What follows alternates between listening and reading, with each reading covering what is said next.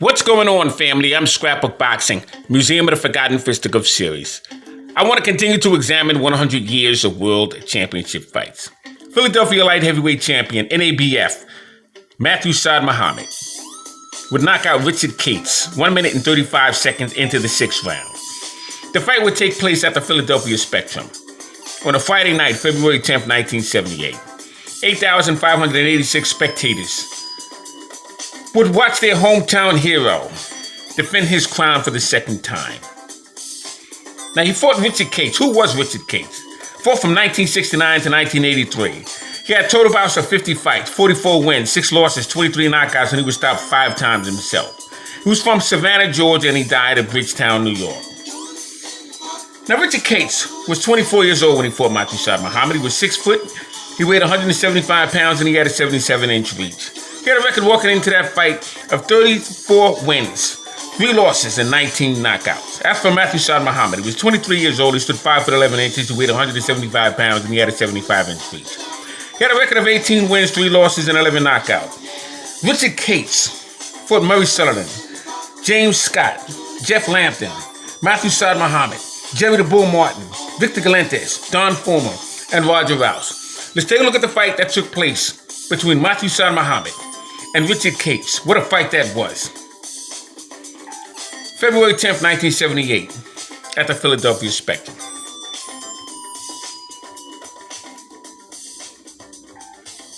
I know it was a great fight because I was in the second row of that fight. Amazing fight that was.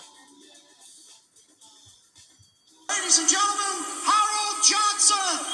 Harold Johnson! There's the former light heavyweight champion of the world. That is the man. Still looks in pretty good shape. A great fighter, a great boxer. Really did not get the kind of publicity that he deserved. He was a workman. Here is the main event for the North American Boxing Federation. Now keep in mind, a lot of these fight films are not as clear after you record them, but the general idea is what's important. With a dark blue stripe at 170. Richard Cates is in the white trunks. Mathew Muhammad is in the burgundy trunks.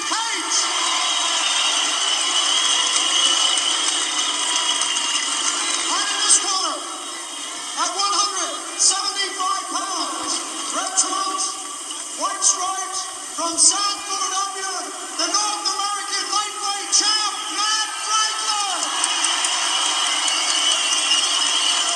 Your referee, Charlie Segrillo. This will be 12 rounds. This is scheduled to go 12 rounds. Now we'll go up to the ring where they're telling the fighters what they're supposed to do and what they're not supposed to do. I still think it's going to be Franklyn. It's amazing how Cates has just turned it around. The same momentum takes place in a fight as does on a basketball court, in a football field. The momentum changes. 2 minutes to go in round 4. A good left by Cates. Good body punching by Cates. Cates is scoring heavily in this round. Thoroughly in command. Rocks him with the left hook. Cates rocked Franklyn with the left. Cates is coming in high with his punches, which is where he belongs. 2 jabs. Now Mathew Muhammad is now fighting behind Richard Cates. Put him away with the right. His manager, Joe Granby, told me Cates' best punch is the left hook.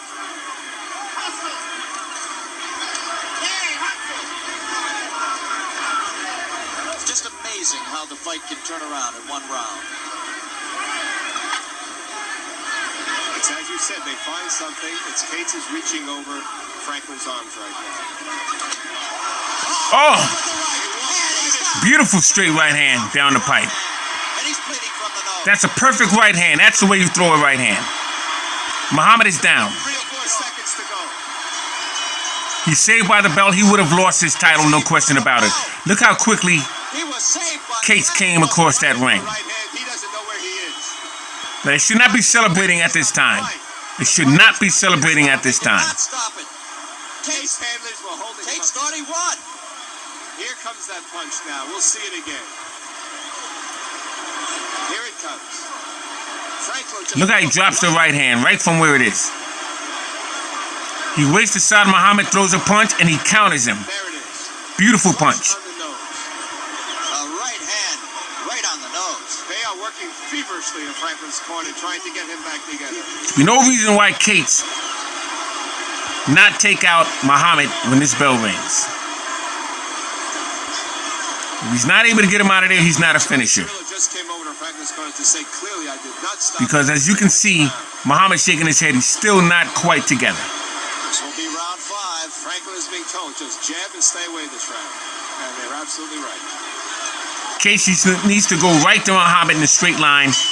Don't throw a punch. Feint him and then throw a punch.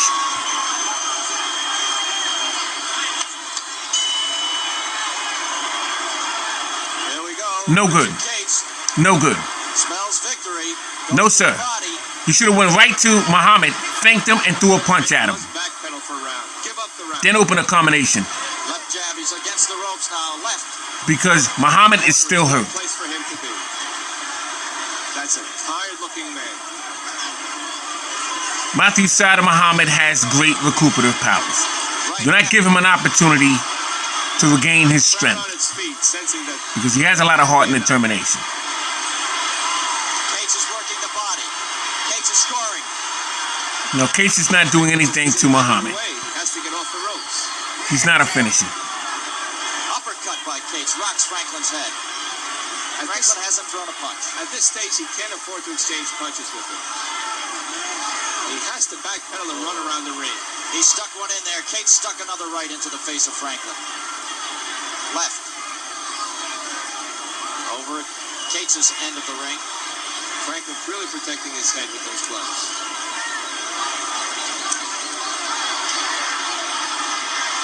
Cates will now experience the same Good punch now. Something to unfortune change it his way a little bit. that Muhammad just Right, experienced. another right. Cates is being hurt. He allowed his man back into the fight. Cates just wrestled him to the ropes. What a fight. What a fight. 132 left to go in round 5. This is an even fight.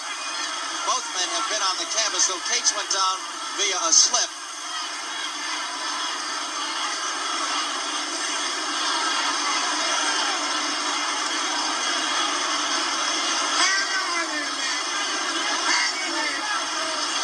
Oh, beautiful right hand. Right. An uppercut. Franklyn's getting his share of good head blows. Now Cates also. Cates inviting him out to the center of the ring to fight.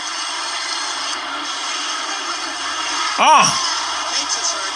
He's Franklyn stumbled. landed a beautiful right hand thrown by Muhammad. Oh, nice left hook. another leg. Case will not survive this round. Now Cates is against the ropes. We have 40 seconds left to go in round 5. They're tied up. Charlie Cirillo goes to break them. 30 seconds left in the round. Franklyn has gotten up off the canvas before to win fights. He did it against Marvin Johnson to win this North American Boxing Federation crown. Both missed with little wild punches. If Muhammad would have continued the way he was a second ago. Oh, Franklyn caught him.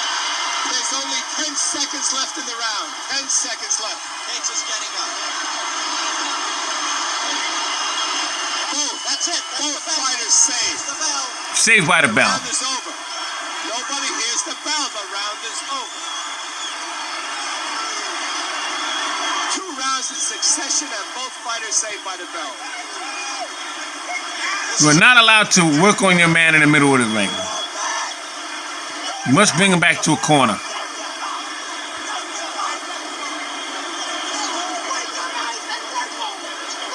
There it is. There's Ah. the right hand, Very nice right hand thrown. and it knocks down Cates. It's now only a matter of time. Frenzy, but they're climbing up our back to get to Franklyn to tell him, go, go. You What wanted a fight. excitement? You've got excitement. Great fight. There you see Cates.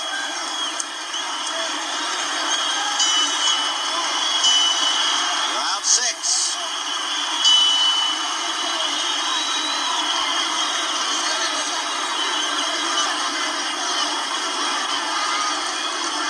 Left jab by Franklyn.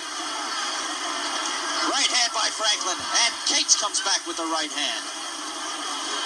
Muhammad is doing the right thing. Hypnotize him with the jab, then drop the straight right hand down the pipe. But you have to do it in rhythm. Cates trying to get his legs back now. Franklyn misses with an overhand right. You got to take your time. Cates is staying away. In both those rounds, in the excitement, I know that I said, both fighters have been saved by the bell. No, sir. Take your time, straight down the pipe.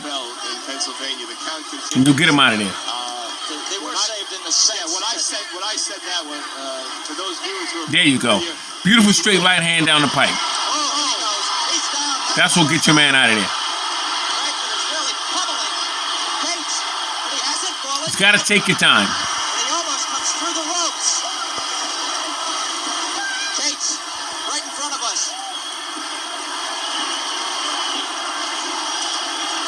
Muhammad has to go right to him in a straight line. 19. Hit him with a one-piece. Gone in the first round, in the sixth round. Doesn't need the jab. Just hit him with a straight right hand. Ah! Fight's over. That's it. Franklyn has won. Franklyn has won by a TKO. My goodness. 135. That was beautiful. Matt Franklyn hit him with the right hand, and he retains his North American Yes, sir. Boxing Federation Light Heavyweight Championship. That's a champion. Mathew Franklyn coming up on the canvas. He was down in round 4. Then he knocked it. I'll tell you, Mathew Saad Muhammad made a whole lot of money for the Philadelphia Spectrum while he was there. No question about it. He was the hometown hero. Now we go to Mickey Charles with Matt Franklyn. We got a lot of people. We're trying to get to Matt. Everyone is so excited up here. He's a good fighter, man. He's the best fighter, experienced fighter out of the court, man. Can't take nothing from Case. He's good, man. Matt, he hurt you there. He did. Then I got determination, and I got guts. I had law on my side, and I want to thank Nick Belfiore, Frank Young, Moke Young, Jimmy Hayes, and all my... Matt, let me ask you something. I know you're tired, but doesn't have to be now Parlov and Galindez before That's someone's right. I want doing the chance. Galindez. I want Galindez. I got to have Galindez next, or either make Parlov. He's a good fighter. Matt, has anybody from your camp talked to Galindez? Is there anything in the works? Pardon me? Has anybody from your camp talked to Galindez? Is there any possibility right Yes, now? I think so. I would like to fight Nate Parlov to win the world champion. Matt, congratulations. Absolutely. The winner, and still the North American light heavyweight champ, Matt Franklyn. Matt Franklyn. Matt, they won. Hugh Gannon is with me now, and Hugh, what guts, what heart. Franklyn came up off the canvas after being knocked down and almost out by Cates. Well, I like Pete, especially the fact that he went against the ropes. So Mathew Saad Muhammad remains the NABF light heavyweight champion of the world. Let's take a look at another fight. A cagey fight, absolutely incredible. I mean, you could feel it. I was back in the studio, and you could feel the electricity. See if it's an uppercut. There's a quick right, a right again, and a left. There was a snapping left there. Another good left, and Cates obviously is out. Back of the head and dancing around. Hard against the ropes. Charlie Scrillo allowed this to continue, but... As this predominantly Mexican crowd goes crazy. Pretty colorful scene. Came in with a band behind him. This is the kid who fancies himself an early stalker, an early killer, and has the record to back it up. So he is in the ring, and he's very much aware that sitting in the front row ringside right here is the man who may be his next opponent, Sugar Ray Leonard. And we'll be talking with Sugar Ray in just one moment. Here in Houston with the man who did away with Davey Boy Green in the 4th round in Landover last Monday night, still the WBC welterweight champion. First, have you actually signed to fight Pipino Cuevas? Well, tentatively, we will sign hopefully sometime this week, Howard. And the bout will be May 16th. May 16th is the definite date. As far as location is concerned, I believe it's between Hartford and Las Vegas. But not settled yet. Not settled yet. No, it's not. All right, next question. What about threats of you're losing your WBC crown if you fail to take on Duran first? Well, to my acknowledgement, the WBC claims that they will not sanction a bout unless it be Duran. But then again, I'm going against Pipino Cuevas, who is the WBA champion. So I don't fear that at all. You don't? No, I don't. And I want to clear something up once and for all. Is there trouble in your camp over Angelo Dundee? No. Who is the guy who socked him? Was he a member of your camp? No, he wasn't, Howard. As a matter of fact, they said he was a relative, but he is not associated with Sugar Ray Leonard's camp in what no shape or form. He was just one of the guys who was standing near Angie, and he happened to knock Angelo down. But then again, Angelo beat count. But there's no trouble. He's in solid with all of them. He's okay. I talked with Angie yesterday, and he sounds physically fit. Okay. We'll be talking with you during the course of the day and looking at your fight last Monday night again. So stick with us. Right now, the ring announcer, the introductions. In his corner, with 22 wins and 2 losses, weighing in at 146 3/4 pounds, from Johannesburg, South Africa, Harold Roderick.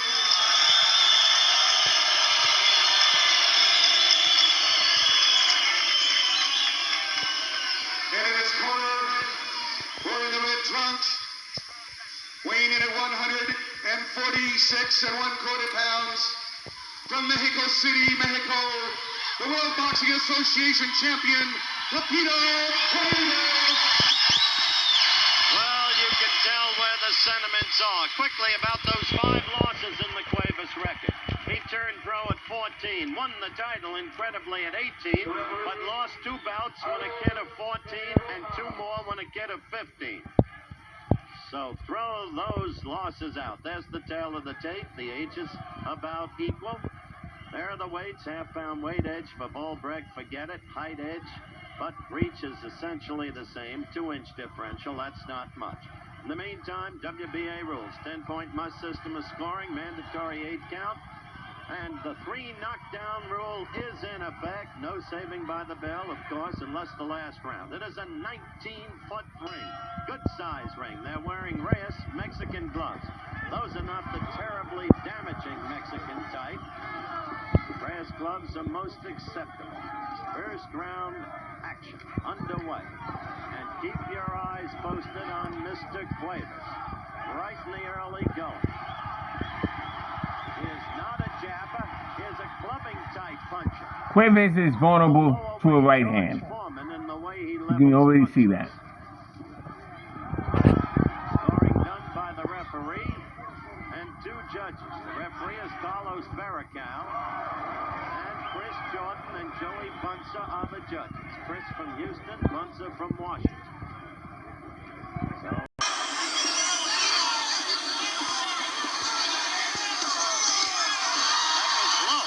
That was low, and a good quick right by Volbrecht.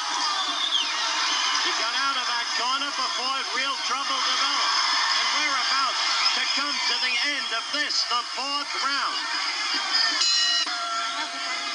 Live from Houston, Texas, round 5. Harold Volbrecht of the Republic of South Africa to the right of your screen, putting up a good scrap against Pipino Cuevas, who began finally to take over in the 4th round with solid body blows, wearing Volbrecht down. And Cuevas can sense it as he goes right to the task. And Volbrecht is in deep trouble. And if Volbrecht tries to slug with him, he'll pay the piper for it. This is the Cuevas we usually see. Now, Cuevas' right lead, as he sometimes switches from southpaw, from orthodox to southpaw and back himself. Volbrecht, of course, a southpaw, and now Cuevas beats him to the punch. It's those body blows in the 4th round that slowed Volbrecht down. 5th round action, a wild left by Volbrecht scored. But Volbrecht has the power, and that left put him down. The first knockdown in the fight in this, the 5th round. And it may be over. That suddenly, that's the power. It is over. That's the power of Pipino Cuevas. Still the WBA lightweight champion of the world. Unofficially, I made it at about 1 minute, 6 seconds of the 5th round. Unofficially. Little Volbrecht had put up a beautiful battle. But the fight was scheduled for 15. Now let's look at the replay. Watch closely now. Volbrecht with that wild left himself open. You see that right down by his belly? Cuevas came over it with the left, and that was it. Because Cuevas is a one-punch knockout fighter. There it is. See how Volbrecht left himself open, and when you saw it from a different angle. Cuevas' left came up and over Volbrecht's right, which had fallen down by his belly, and that was it. Oh boy, does that set up Cuevas against Sugar Ray Leonard. It was 1 minute, 19 seconds officially. And there, his arm uplifted in victory is Pipino Cuevas. What a puncher. We'll be back in Houston live in a moment. In Texas, the winner and still champion Pipino Cuevas shakes hands with Sugar Ray Leonard. And even before I talk to you, Pipino, what did you think of the man you've got to fight May 16th? Devastating. There's no question about it. It's going to be a dynamite fight. One punch, he punches like a heavyweight. I'm deeply impressed with the Pipino. How are you going to fight him off what you saw? Well, mainly I think I can beat him with speed. I think I can outmaneuver. But then again, I got to be very careful at all times. But you're not awed by what you saw. No, not a bit. Okay. Congratulations, my friend. Now, this is your interpreter. Where it seemed to me that this whole fight changed because Volbrecht was making a good fight of it was in the 4th round with the fella body blows that slowed him up. Dice que parece que la pelea cambió totalmente cuando Volbrecht empezó a entrarte los golpes. Bueno, yo le estaba dejando para que se confiara y luego ya después apretarle como estaba apretando. He was letting Volbrecht get confidence. And that's exactly what happened. And in the 4th round, he was told to go after him. He went after him in the 4th. In the 4th round, and right. that's when the body blows took over and weakened the opponent. Now, have a look at the monitor. We're going to show him the knockout again. Now watch this. This bears out what he said about Volbrecht getting wild. See that left, and he dropped his right and up over the right. Exactly then Pipino's left. Exactly and that was the whole story. Now there it is again, Pipino. Repetición otra vez, Pipino. Dice que cuando le metiste los ganchos al cuerpo fue cuando se aflojó mucho Volbrecht. Oh, now what does Pipino think about Sugar Ray Leonard? You just heard Sugar Ray Leonard. ¿Qué es lo que piensas tú de Sugar Ray Leonard? Él es un gran campeón, un buen peleador. Claro, es un gran campeón y lo que quiero yo pelear con él. Sugar Ray Leonard's a good fighter, and he respects Sugar Ray Leonard, but he wants to fight Sugar Ray. The reason why Leonard didn't fight Cuevas is because he lost to Roberto Duran. Creo que sí, una buena preparación como siempre. Creo que sí, a eso voy a ganar. This man is always Él in es un top buen shape. peleador. This man is always in top shape, and he knows when he fights Sugar Ray, he's going to have the same conditioning. And when Leonard regained his title from Duran, Does he want to make a Thomas Hearns had knocked out Pipino Cuevas. So Leonard and Cuevas would have never met. Creo que el vencedor sería yo. It would be a very, very hard fight, but the winner would be Pipino Cuevas. Okay, that's May 16th, and we look forward to seeing that fight. That should be a beauty. Dice que está programada para el 16 de mayo. Yo estoy listo. He's ready. He's ready. He's ready. All right, again, congratulations. Good luck to you. The crowd in the background. Pipino. We'll see you May 16th. No, it's not hard for me to prepare for this fight because I'm really not thinking about a fight with Pipino Cuevas as of right now. I'm thinking about getting past this fight this afternoon, and then we'll go on to something else, think about Cuevas later. Oh, and Thomas Hearns as Eddie Gazzo looking for a shot for the junior middleweight championship against Ayub Galili and Thomas Hearns now pointing ahead to a championship match for the WBA welterweight title against Mexico's Pipino Cuevas. Hearns on the right of your screen, 6 foot 1 inch tall, weighed in at 149, 2 pounds over the welterweight limit. Gazo 155, and a hard right by Hearns that staggered Gazo immediately, but Gazo now gets inside. There's that experience, tying up Hearns before any further damage. He is said to be 5'8", looks closer to 5'6" to me, Gil Clancy. He's 5'8", I just became 6 foot. He weighed in at 155, 44 wins, 4 losses, 2 draws, 30 years of age from Managua, number 3 ranked junior middleweight by the WBA. Gazo going to the body.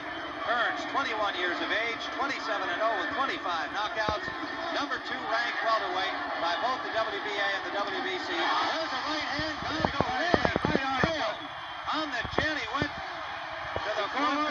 Tim. You can't get hit harder than that. He caught him coming in with a right hand, right on the button. The Good short referee punch. is Bobby Watson, looking into those eyes of Gazo, says he can continue. Tremendous right hand punch from explosive Thomas Hearns. Referee just got in the way. Move between the two fighters. Gazo was staggered again, and he is in big trouble, now trying to tie up Hearns. Thomas Hearns said he was not looking past this fight. He may not have to think about it too long. Gazo looks very wobbly. Yes, he does, Tim. He got hit with the first punch of the fight, and then he ran into that big right hand. Very stocky customer from Nicaragua, Eddie Gazo, but that explosive punching power has taken the strength out of his legs right here in the first round. A minute to go in round 1. Another right hand landed from Hearns. Tim, Gazo may have been a world champion. I don't know how. He's the most awkward fighter I've ever seen. The right to the chin by There he goes, Tim. Hearns again. He's gone now. He's gone, Tim. Through the rope, Eddie Gazo. He's gone, Tim. He got hit with a beautiful right hand again, right on the button. Well, this is clearly an easy victory for Thomas Hearns. It's all over. A first round knockout for Thomas Hearns. His Detroit fans on their feet. And we have just witnessed what was certainly a total mismatch, despite the weight advantage and experience advantage of Eddie Gazo and championship experience. Thomas Hearns was clearly too much for him. And we're going to see that knockdown punch again, the one that finished him off. He was knocked down once early in the round with a tremendous right hand. And then about 45 seconds later, another right hand will finish him off. Hearns on the attack. There he goes into the ropes and falling through. And it was all over. He could not. In the first round here at the Cobo Arena in Detroit. And we'll be back to talk to the winner, Thomas Hearns. Thomas, I don't think if he had stayed with you any longer, the result would have been any different. You were clearly too much for Eddie Gazo. You hadn't seen him before. Was there any concern on your part about the unknown? No, it wasn't at all. In fact, I don't like going into a fight knowing too much about an opponent anyway. Why not? It's because he's going to fight me a lot different than he would fight anybody else anyway. So he's going to come in and fight me altogether different strategy than he would fight, say, the guy that he had lost to. 241, another knockout victory for you. Do you ever get tired of hitting down on guys? I mean, that's a big advantage, that height. It seems like you're always punching down. No, I do not get tired of punching down. As long as it stay there, I'll definitely punch down. Well, this was not much of a workout for you in terms of preparation for an upcoming championship fight. What are your feelings about that? Would you like to have had a tougher one?